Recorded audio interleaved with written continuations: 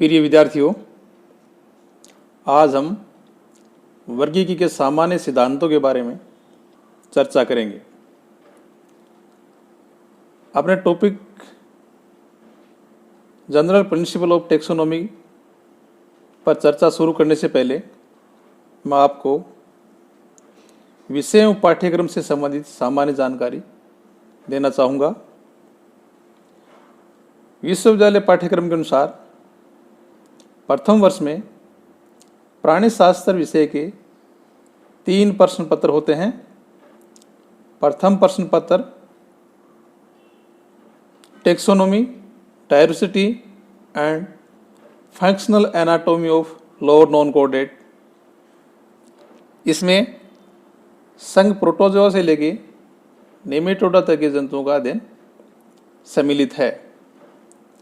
द्वितीय प्रश्न पत्र में taxonomy, diversity and functional anatomy of higher non कोडेड। इस प्रश्न पत्र में एनालिडा से इकाइनोडर्मेटा के जंतुओं का अध्ययन किया जाएगा तथा थर्ड प्रश्न पत्र में जो है cell biology, biochemistry and microbiology की स्टडी की जाएगी।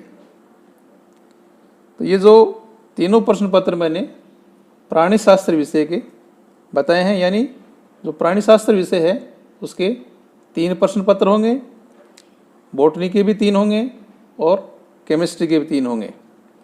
तो प्राणी शास्त्र में जो प्रथम प्रश्न पत्र है उसके बारे में हम चर्चा करेंगे। कोई सा भी प्रश्न पत्र हो, प्रत्येक प्रश्न पत्र का जो सिलेबस है वो 5 यूनिट में विभक्त है, यानी जो सिलेबस है टोटल प्रत्येक पेपर का वो 5 यूनिट में विभाजित है। तो प्रत्येक यूनिट में दिए गए टॉपिक के आधार पर हम चर्चा को आगे बढ़ाएंगे। जो प्रथम प्रश्न पत्र है इसमें लोअर नॉन कोडेड हैं और सेकंड प्रश्न पत्र में हायर नॉन कोडेड, यानी प्रथम और जो द्वितीय प्रश्न पत्र है दोनों में नॉन कोडेड जंतुओं का अध्ययन किया जाएगा। प्रथम प्रश्न पत्र में नॉन कोडेड के जो लोअर नॉन कोडेड हैं उसके कुछ मेजर जो फाइलम हैं, जो बड़े जंतु समूह हैं जो कि प्रोटोजोआ, पोरीफेरा, निडेरिया, प्लेटेलमथीज व एस्केलेमंथीज सम्मिलित हैं। तो इन संघों से जुड़े हुए टॉपिक पर अपन जो है चर्चा करेंगे। जैसा कि हम जानते हैं, या मैं ये कहना चाहूँगा कि आप सभी नॉन कोडेड शब्द से पहले से ही भली भांति परिचित हैं, अवगत हैं। पिछली कक्षाओं में आपने नॉन कोडेड्स के बारे में अध्ययन किया होगा। नॉन कोडेड का अर्थ है नोटोकोड, अनुपस्थित, यानी नॉन का मतलब एब्सेंट और कोडी का मतलब एक रिजिड छड़नुमा संरचना जो इन जंतुओं को सपोर्ट प्रदान करती है उनके शरीर को। तो ऐसी जो संरचना है छड़नुमा दृढ़ संरचना जिसे नोटोकोड कहा जाता है वो इन जंतुओं में एब्सेंट होती है। तो नॉन कोडेड जंतु जो है कौन से होते हैं? वे जंतु जिनमें नोटोकोड अनुपस्थित होती है। इसके अलावा इन जंतुओं में फेरेंजियल गिल स्लेट्स यानी ग्रसनीय क्लोम दरारें हैं वो भी अनुपस्थित होती हैं। और जो नर्व कोड पाया जाता है ये वेंट्रल होता है और सॉलिड प्रकार का होता है, यानी जंतु के शरीर की अधर सतह पर पाया जाता है और ठोस प्रकार का होता है। इसके अलावा ये जो नॉन कोडेड्स हैं इनमें पोस्ट एनल टेल जो है वो भी एब्सेंट होती है। इन लक्षणों के अलावा कुछ अन्य लक्षण जैसे सिलेंड्रिकल बॉडी, ट्रिप्लोब्लास्टिक की रेस्पिरेशन के जो मोड्स हैं, गील्स हैं, ट्रेकिया हैं, बॉडी सरफेस है, सिमेट्री है, ये बहुत से लक्षण हैं जिसके आधार पर हम जो है नॉन कोडेट्स को कोडेट से अलग करते हैं। तो हमने अभी जो नॉन कोडेट्स हैं उनके जो बेसिक कैरेक्टर हैं जिनके बारे में आप पहले से जानते हैं उनको एक तरह से अपने रिपीट किया है। आज हम जो पहली यूनिट है, प्रथम प्रश्न पत्र की जो पहली यूनिट है, उसका जो टॉपिक है जनरल प्रिंसिपल ऑफ क्लासिफिकेशन, उसके बारे में चर्चा शुरू करने जा रहे हैं। हम सभी ये जानते हैं कि पृथ्वी पर अलग अलग आकृति, आकार, रंग, आवाज, वजन और हैबिटाट में पाए जाने वाली बहुत से जीव समूह होते हैं, या यूँ कह सकते हैं कि जो प्रकृति में पाए जाने वाले जो विभिन्न जीव समूह हैं उनमें विविधता देखने को मिलती है। ये विविधता उनके आकार में, उनकी आकृति में, उनके आवाज़ में, उनके रंग में, उनके स्वभाव में, वजन में, यानी अनेक तरह से उनमें विविधता पाई जाती है। और ये जो जंतु प्रजातियां हैं लगभग जैसे 50 लाख से 2.5-3 करोड़ तक जो जीवधारी है वो पृथ्वी पर विद्यमान हैं, ऐसी संभावनाएं जताई गई हैं। और इनमें से भी अब तक जो है करीब 17 लाख प्रजातियां जो हैं उनकी पहचान और उनका नामकरण जो है किया जा चुका है। और ये क्रम जो है निरंतर अभी भी जारी है। यानी पृथ्वी पर जो जितनी जीव प्रजातियां पाई जाती हैं 17 लाख के आसपास जंतु प्रजातियां, ये प्रजातियों की बात कर रहा हूँ मैं, जो शब्द यूज कर रहा हूँ यहाँ पर क्या है, स्पीसीज, नॉट इंडिविजुअल। इंडिविजुअल की संख्या अरबों खरबों में बहुत ज़्यादा है। इसलिए ये जो 17 लाख प्रजातियां हैं इनकी पहचान और इनका नामकरण जो है किया जा चुका है। और हर साल जो है सैकड़ों नई प्रजातियां जो है हमारे सामने आ रही हैं। तो इन सभी जंतुओं के सुव्यवस्थित अध्ययन के लिए इनके जो लक्षण हैं उनमें समानता और असमानता जो पाई जाती है उसके आधार पर इनको अलग अलग समूहों में समूहबद्ध या ग्रुपिंग इनका किया गया है। यानी सभी जंतुओं को सुव्यवस्थित अध्ययन के लिए उनकी समानता और असमानता के आधार पर इनको समूहबद्ध किया गया है। और ये जो है प्रक्रिया क्या कहलाती है, वर्गीकरण। ये वर्गीकरण उसी तरह से है जैसे पुस्तकालय में पुस्तकालय अध्यक्ष विभिन्न विषयों की किताबों को अलग अलग अलमीरा या रैक में जमाता है या रखता है। जैसे मान लीजिए पुस्तकालय में पुस्तकालय अध्यक्ष जो है कला वर्ग की पुस्तकें एक तरफ, विज्ञान वर्ग की दूसरी तरफ और वाणिज्य वर्ग की किताबें जो है एक अन्य दिशा में या अन्य जो रूम है उसमें व्यवस्थित करता है। और उसके भी आगे वो क्या करता है, जो साइंस की पुस्तकें हैं उनको भी बायो ग्रुप और मैथ्स ग्रुप में अलग अलग जो है अलमीरा में रखकर व्यवस्थित करता है, क्लासिफाइड करता है, ताकि जो स्टूडेंट है वो वहाँ तक आसानी से पहुँच सके, या खुद भी अगर उसको किताबों की ज़रूरत है कहीं से तो वो भी वहाँ तक आसानी से पहुँच सके। इसके अलावा जैसे बायो ग्रुप है, बायो ग्रुप में भी कौन से विषय की किताब, बायो ग्रुप में भी जैसे मान लो टेक्सोनोमी किताब कौन सी अलमीरा में है, एम्ब्रियोलॉजी की कहाँ पर है, कोडेट की कहाँ पर है, नॉन कोडेट की कहाँ पर है। इस तरह से अलग अलग जो विषय हैं उनकी जो किताबें हैं वो भी अलग अलग व्यवस्थित की जाती हैं। और इस तरह से व्यवस्थित करने से उसको उस पर्टिकुलर किताब तक पहुंचने में, उसके बारे में जानने में जो है ज़्यादा समय नहीं लगता, ये आसान हो जाता है। तो ये वर्गीकरण भी जो है इसी तरह से जो असंख्य या यूँ कहें कि जो करीब 17 लाख से ज़्यादा जो जंतु प्रजातियाँ हैं उनका जो व्यक्तिगत अध्ययन है, एक जीव का जो अध्ययन है वो बहुत मुश्किल काम है, क्योंकि इनको पहचान करना और उनको याद रखना जो है, इतने जंतुओं को पहचानना, उनको याद रखना संभव नहीं होता। इसलिए उनको जो है लक्षणों की समानता और असमानताओं के आधार पर जो है और अध्ययन की सुविधा की दृष्टि से उनको अलग अलग समूहों में वर्गीकृत किया जाता है। ये जो वर्गीकरण है, क्लासिफिकेशन है, इसका जो मुख्य आधार है वो है स्ट्रक्चरल सिमिलरिटी। यानी जो स्ट्रक्चरल सिमिलरिटी है वो क्लासिफिकेशन का मुख्य बेस है। जो मॉर्फोलॉजिकल सिमिलरिटी कह सकते हैं या संरचनात्मक जो समानता है, उसके आधार पर जो है प्रारंभिक तौर पर एक अध्ययन करता जाए या टेक्सोनोमिस्ट है वो जंतुओं को अलग अलग समूहों में व्यवस्थित करता है। तो जीवों की पहचान करना, उनका नामकरण करना और उनमें पाए जाने वाले जीवों के अंतर संबंधों के आधार पर उनको समूह में जो वर्गीकृत करना, ये क्या कहलाता है? सिस्टेमेटिक्स कहलाता है। टेक्सोनोमी शब्द जो है ये एक व्यापक शब्द हो गया है और यह है एक ग्रीक भाषा का शब्द है जो दो ग्रीक शब्दों से मिलकर बना है, taxon and nomos. Taxonomy Greek भाषा के दो शब्दों टेक्सोन और नोमोस से मिलकर बना है, जिसमें टेक्सोन का अर्थ है अरेंजमेंट एंड नोमोस का अर्थ है अकॉर्डिंग टू लॉ, यानी नियमों के अनुसार। तो टेक्सोनोमी का शाब्दिक अर्थ हुआ नियमों के अनुसार जंतुओं का वर्गीकरण करना। इस प्रकार से हम कह सकते हैं जीव विज्ञान की वह शाखा जो जंतुओं की पहचान, उनका नामकरण और वर्गीकरण से संबंधित है, वो टेक्सोनोमी कहलाती है। टेक्सोनोमी शब्द का सबसे पहले प्रयोग जो है एपीडी कोंडोले ने 1813 में किया था।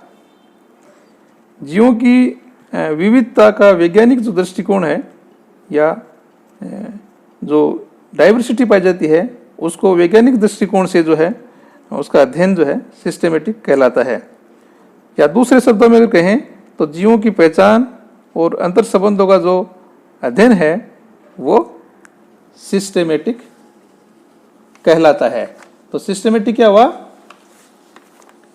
सिस्टेमेटिक जंतुओं की पहचान करना और पहचान के आधार पर उनको अलग अलग समूह में वर्गीकृत करना और उनके जो अंतर संबंध पाए जाते हैं उसके आधार पर जो है एक दूसरे के उनको निकट रखना, ये क्या कहलाता है? सिस्टेमेटिक कहलाता है।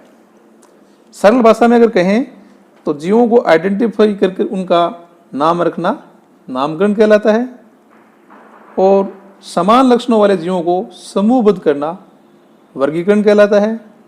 जीवों को पहचानना, उनका नामकरण व वर्गीकरण का अध्ययन टेक्सोनोमी कहलाता है। तो जीवों की पहचान, नामकरण, वर्गीकरण, विविधता तथा उनके बीच पाए जाने वाले अंतर संबंधों का अध्ययन विज्ञान की जिस शाखा में किया जाता है, ये है वर्गीकरण विज्ञान या सिस्टेमेटिक्स कहलाती है।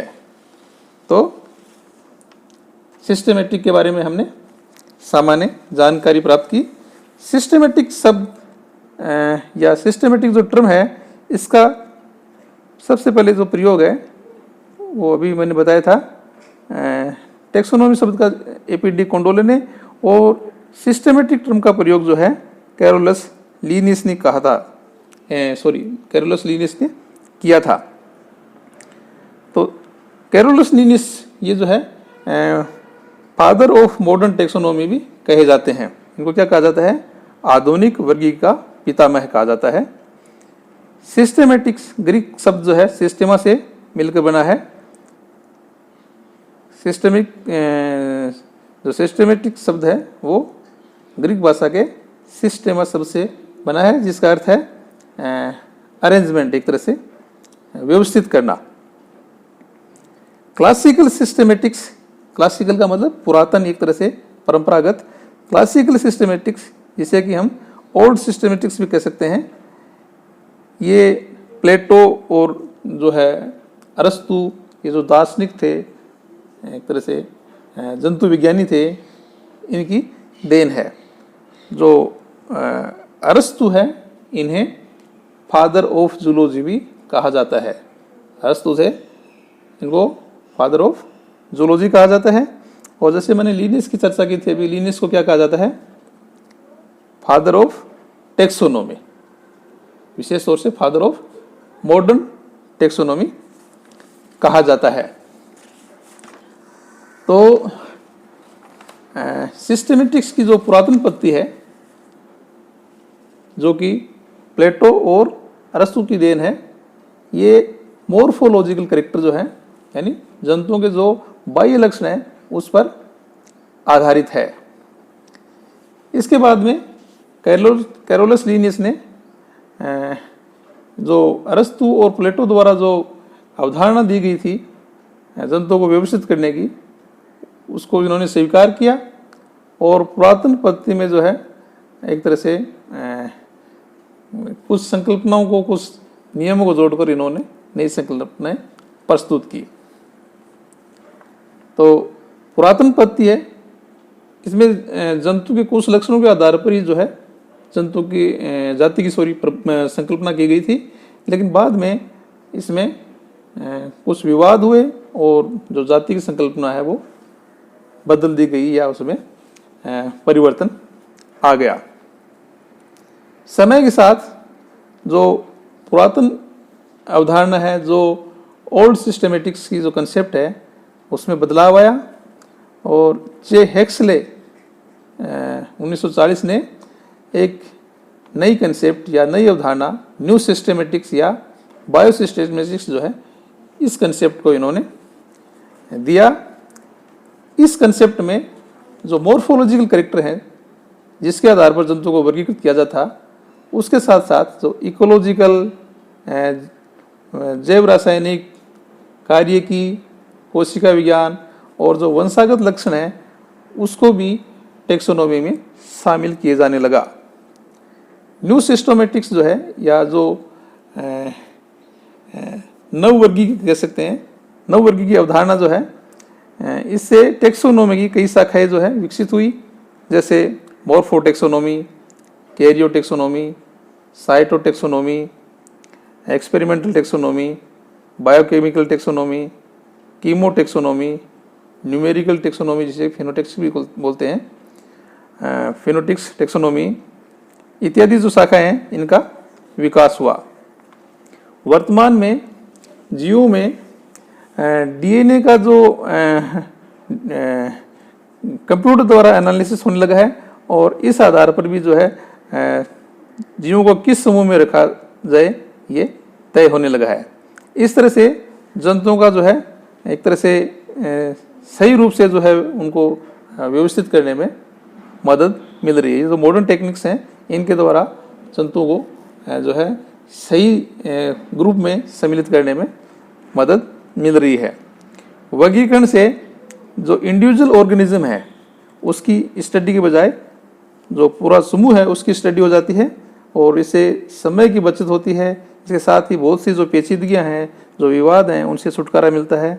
इसके अलावा जो जंतु समूह में जो कॉमन लक्षण है उसमें जो बंधुताएं पाई जाती हैं वो भी उनका जो अध्ययन है या उनको स्थापित करने में भी मदद मिल जाती है। इसके अलावा जंतुओं के जो विकास का क्रम है वो भी आसानी से निर्धारित हो जाता है। तो हमने अभी जो है जो टेक्सोनोमी है उसके बारे में सामान्य जानकारी प्राप्त की और उसके जो आधुनिक स्वरूप में जो बदलाव है उसके बारे में भी जानकारी प्राप्त की। अब हम बात करेंगे टेक्सोनोमी के जो सिद्धांत हैं वो क्या है, उनका बेस क्या है। तो जंतु वर्गीकरण यानी जो एनिमल टेक्सोनोमी है उसका मूल सिद्धांत ये है कि जंतुओं को उनमें पाए जाने वाली समानता और असमानता के आधार पर अलग अलग समूहों में व्यवस्थित करना। यानी ये जो टेक्सोनोमी है इसका मूल सिद्धांत क्या है, जंतुओं को अलग अलग समूह में व्यवस्थित करना और अलग अलग समूह में व्यवस्थित करने का आधार क्या है, उनमें पाए जाने वाले समान और असमान लक्षण। अनेक प्रश्नों को समझने के लिए वर्गीकृत सिद्धांतों के निम्न बिंदुओं के आधार पर हम जो है समझने का प्रयास करेंगे। यानी जंतुओं को मात्र बाह्य लक्षणों के आधार पर अलग अलग समूह में बांट देने से ही वर्गीकरण नहीं हो जाता है, बल्कि उसमें बहुत सी पेचीदगियां, बहुत से प्रश्न जो है अनुत्तरित रह जाते हैं, जिनका उत्तर जो है अपन जो है निम्न बिंदुओं के अध्ययन द्वारा ही इनको समझने का प्रयास करेंगे या देने का प्रयास करेंगे। तो सबसे पहले जाति, कुंजी लक्षण और समूह स्तर, इसके अलावा नामकरण जो है, इन बिंदुओं के आधार पर जो है वर्गीकृत सिद्धांत को हम समझने का प्रयास करेंगे। सबसे पहले बिंदु है जाति। तो जाति क्या है? इसके बारे में विवाद रहा है, क्योंकि जाति की जो अलग अलग परिभाषाएं हैं वो प्रचलन में रही हैं, और साथ ही जो अवधारणा है उसमें एक सहमति भी नहीं बनी है। इसके कारण से जो है कई विवाद भी रहे हैं। जैसे हम ये मानते हैं कि मॉर्फोलॉजिकल कैरेक्टर के आधार पर जो जीवों का समूह बनता है वो एक जाति है, तो इसका मतलब ये हुआ कि एक समान रूप से दिखने वाले जीवों का समूह क्या है, जाति है। लेकिन अगर ये जाति है तो मोर और मोरनी क्या अलग अलग जाति के हैं, ये भी एक प्रश्न उठता है, क्योंकि पीकॉक और पीहेन जो है वो एक जैसे नहीं दिखाई देते, उनका कलर जो है उनमें अंतर दिखाई देता है। तो हम उस कलर के आधार पर, उसकी संरचना के आधार पर उनको अलग अलग समूहों में व्यवस्थित नहीं कर सकते। तो इस तरह के जो अनुचित प्रश्न थे उनको जो है समझने का प्रयास किया जाएगा। इसी प्रकार से अगर मधुमक्खी की बात करें या दीमक की बात करें तो इन जीवों में श्रम विभाजन मिलता है, बहुरूपता मिलती है, उनके जो सदस्य हैं वो अलग अलग संरचनाओं के दिखाई देते हैं, अलग अलग जो कार्य है उसमें उनका रूपांतरण होता है। तो इन जीवों को या जो मधुमक्खी और दीमक के जो विभिन्न जो जीवक हैं उनको हम अलग अलग जाति द्वारा प्रदर्शित या उनको अलग अलग समूह में नहीं रख सकते। ये भी एक विवाद है, क्या उनको उनकी संरचना के आधार पर जो है अलग अलग समूह में रखा जा सकता है जबकि वो एक ही जाति के हैं। तो जाति क्या हो, ये अभी भी एक विवाद का विषय था, क्योंकि शुरू में ये माना गया था कि जाति क्या है, सिमिलर स्ट्रक्चर वाले जीवों का समूह है, यानी बाह्य रूप से समान दिखने वाले जीवों का समूह है। इसके अलावा ये भी एक कन्फ्यूजन था कि जो जाति का जो समूह है उसका आकार क्या हो, कितना बड़ा हो, उसमें कितने सदस्य हो, 5, 10, 50 लाख, करोड़ कितने हो। तो इस बारे में भी जो वैज्ञानिकों की अलग अलग राय रही है। इस कारण से जाति को जो है पूर्ण रूप से ये जो है मॉर्फोलॉजिकल लक्षण के आधार पर जो है इसकी परिभाषा देना संभव नहीं हुआ। जाति की परिभाषा को समझने के लिए जो पूर्व में प्रचलित जो अवधारणाएं हैं उनके बारे में चर्चा करना यहाँ आवश्यक है, और जो 3 महत्वपूर्ण जो कंसेप्ट हैं जाति के बारे में उन पर हम बात करना चाहेंगे। सबसे पहले जो कंसेप्ट है वो है प्रारूप विज्ञानीय जाति संकल्पना, यानी typological species concept. Typological species concept का मतलब है कि जो अध्ययन करता है, जो रिसर्चर है, उसके द्वारा जो स्पेसिमेन खोजा गया है उस जैसे दिखने वाले या उसकी संरचना से समानता रखने वाले अन्य जीवों का समूह क्या है, जाति है। यानी इस अवधारणा में सिर्फ मॉर्फोलॉजिकल सिमिलरिटी है, उसी को ही महत्व दिया गया है, यानी एक जैसे दिखने वाले जीवों का समूह क्या है, जाति है। तो ये जो कंसेप्ट है इसके बारे में मैंने पहले बताया कि इसमें कुछ ऑब्जेक्शन थे, और ये ऑब्जेक्शन मैंने बताया जैसे पीकॉक पीहेन में जो है कुछ अंतर दिखाई देता है, लेकिन वो अलग अलग जाति के नहीं, एक ही जाति के हैं। इसी तरह से जैसे एक ही आकार वाले, एक ही आकृति वाले या रंग वाले जो जीव हैं वो मान लो अगर एक ही जाति के हैं तो फिर जो है जैसे लार्वा है, प्यूपा है, यानी जिन जंतुओं में जो अप्रत्यक्ष परिवर्तन पाया जाता है उनमें लार्वा, प्यूपा, अडल्ट जो है उनमें भिन्न भिन्न उनकी स्ट्रक्चर होती है, तो क्या उनको अलग अलग प्रजाति में रखें, इस तरह के इनमें विवाद थे।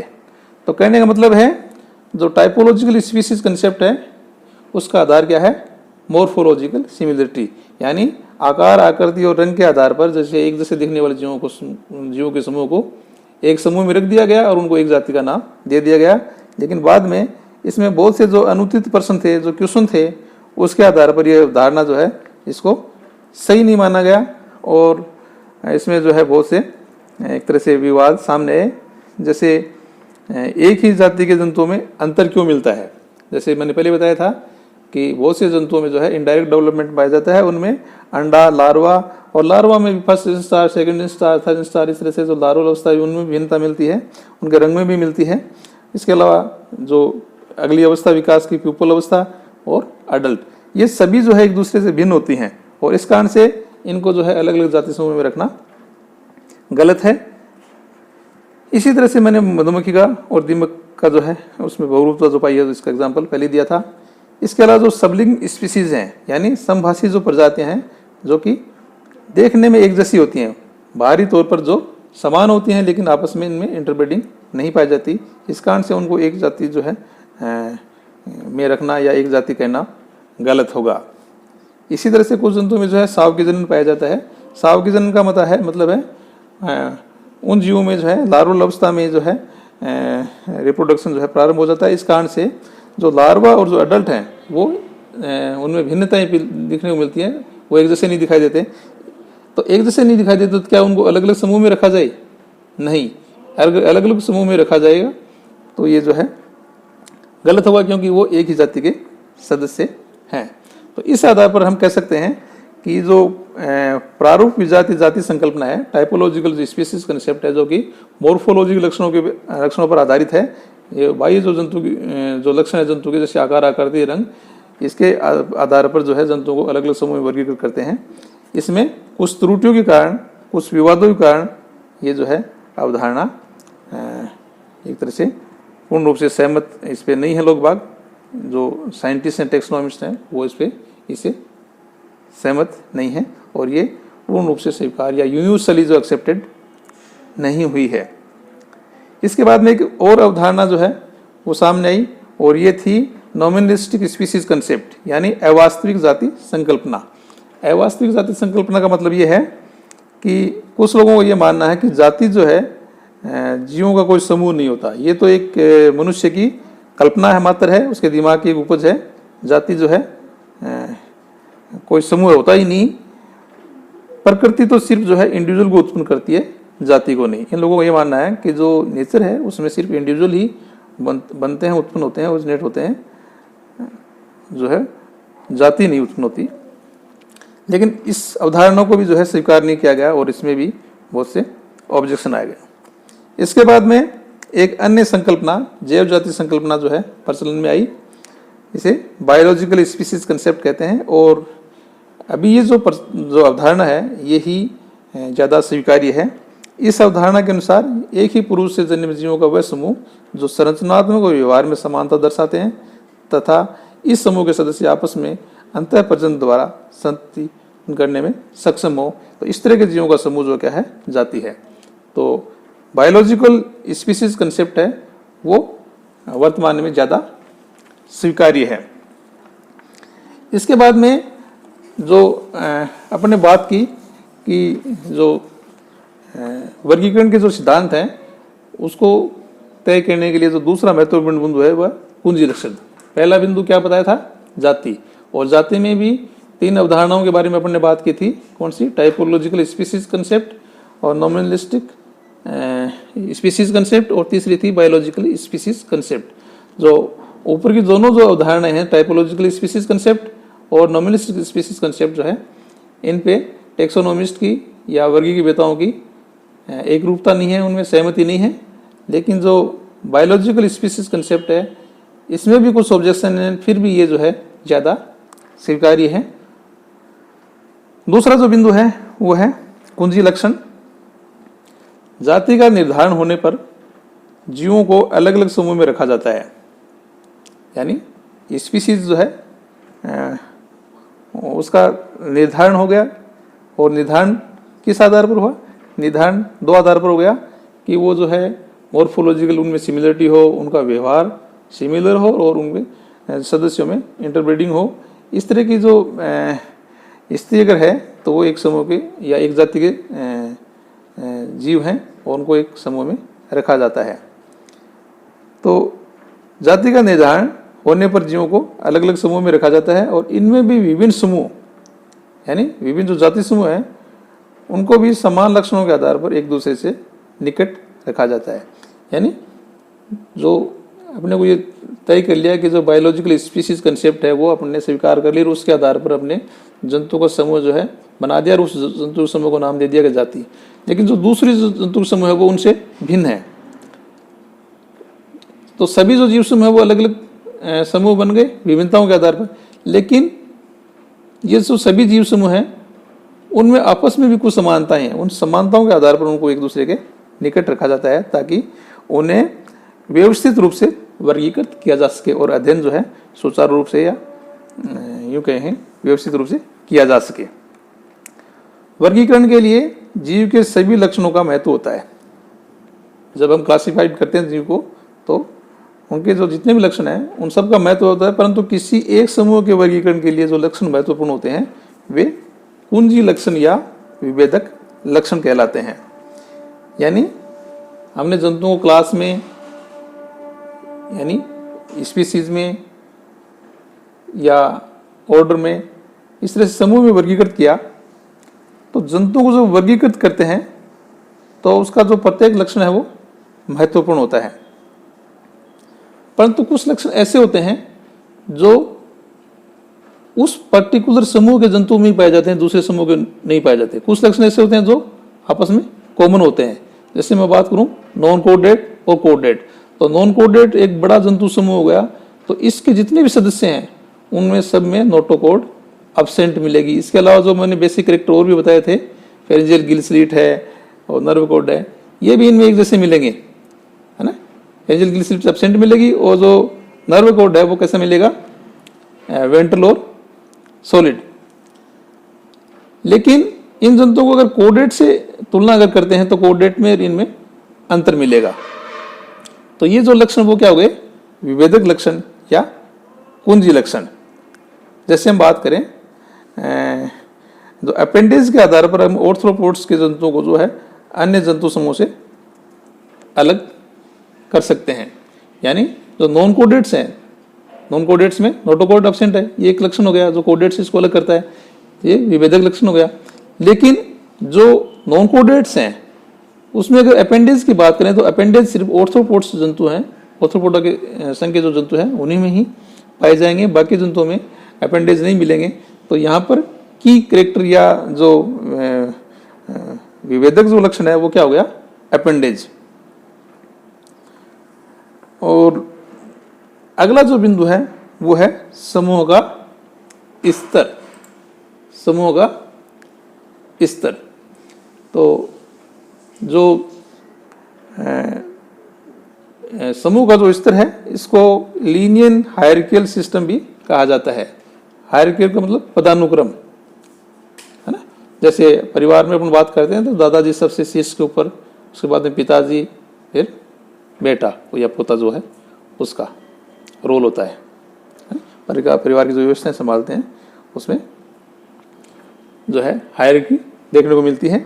इस तरह की हायरार्की जो है बर्ड्स में, दूसरी प्रजातियां उनमें मिलती है। तो इन जंतुओं को जो है विभिन्न समूहों में अपन वर्गीकृत करते हैं, तो यहाँ पर भी जो है एक तरह से पदानुक्रम जो है वो देखने को मिलता है। सबसे पहले पदानुक्रम के निचले स्तर पर जो है जाति आती है। जाति क्या है, इसके बारे में अपने बायोलॉजिकल कंसेप्ट है उसको स्वीकार करते हैं, और ये है कि एक जैसे जीव जो संरचना में समान है, व्यवहार भी समान है और उनमें अंतर प्रजनन की क्षमता हो, ऐसे जीवों का जो समूह है वो जाति। तो विभिन्न जातियों के जो जीव हैं उनको वंश में रखा जा सकता है, और विभिन्न वंशों को जो है फैमिली में, कुल में, और कई कुल मिलकर जो है गण बनाते हैं। कई गण मिलकर सीरीज बनाते हैं, और कई सीरीज से वर्ग यानी क्लास का निर्माण होता है। कई वर्ग मिलकर प्रभाग यानी डिवीजन का निर्माण करते हैं, और कई डिवीजन मिलकर फाइलम का निर्माण करते हैं। कई फाइलम मिलकर जगत का निर्माण करते हैं, जैसे जंतु जगत यानी एनिमल किंगडम, या पादप जगत प्लांट किंगडम। इस तरह से इसमें वर्गीकृत सिद्धांत में चौथा बिंदु है नामकरण। नामकरण के बारे में हम अगले वीडियो में चर्चा करेंगे। Thank you.